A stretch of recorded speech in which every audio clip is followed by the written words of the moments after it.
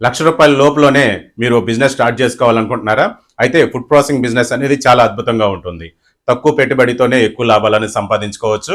అయితే దీంట్లో కారం గానివ్వండి, పసుపు గానివ్వండి, బిస్కెట్స్ తయారు చేయడం, బ్రెడ్ తయారు చేయడం, డీహైడ్రేషన్ ప్రొడక్ట్స్ అంటే పండ్లు, కూరగాయలు ఇవన్నీ పౌడర్ రూపంలోకి మార్చి సేల్ చేసుకోవడం కానీ ఇలాంటివి చాలా రకాల ప్రొడక్ట్స్ అనేది రూ. 1,00,000 లోపే స్టార్ట్ చేసుకోవచ్చు. దీనికి కావాల్సిన మిషనరీస్ అనేది మీకు పిఎంఎఫ్ఎంఈ స్కీమ్ ద్వారా కనుక అప్లై చేసుకున్నట్టయితే 35% సబ్సిడీ కూడా ఉంటుంది. ఇవన్నీ ప్రాసెస్ చేయడానికి మీకు ప్రతి జిల్లాలోనూ ఒక డిఆర్పి ఉంటారు. ఈ గుంటూరు జిల్లాకి నేను సాయి కృష్ణ డిఆర్పిని. సో మీరు ఎవరైనా సరే ఫుడ్ ప్రాసెసింగ్ బిజినెస్ స్టార్ట్ చేసుకోవాలనుకున్నట్టయితే నాకు ఒకసారి కింద ఇచ్చిన నెంబర్కి కాంటాక్ట్ చేయండి. అప్లికేషన్ దగ్గర నుంచి మీకు సబ్సిడీ వచ్చేదాకా ఫాలోఅప్ చేసుకుంటూ మీకు లోన్ అనే ప్రాసెస్ అనేది చేస్తాను. Thank you. రూ. 1,00,000 లోపులోనే మీరు బిజినెస్ స్టార్ట్ చేసుకోవాలనుకుంటున్నారా? అయితే ఫుడ్ ప్రాసెసింగ్ బిజినెస్ అనేది చాలా అద్భుతంగా ఉంటుంది. తక్కువ పెట్టుబడితోనే ఎక్కువ లాభాలను సంపాదించుకోవచ్చు.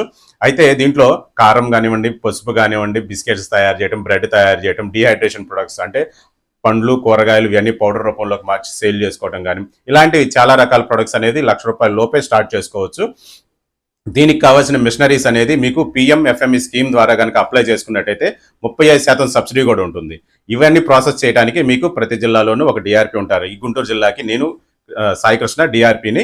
సో మీరు ఎవరైనా సరే ఫుడ్ ప్రాసెసింగ్ బిజినెస్ స్టార్ట్ చేసుకోవాలనుకున్నట్టయితే నాకు ఒకసారి కింద ఇచ్చిన నెంబర్కి కాంటాక్ట్ చేయండి. అప్లికేషన్ దగ్గర నుంచి మీకు సబ్సిడీ వచ్చేదాకా ఫాలోఅప్ చేసుకుంటూ మీకు లోన్ అనే ప్రాసెస్ అనేది చేస్తాను. Thank you.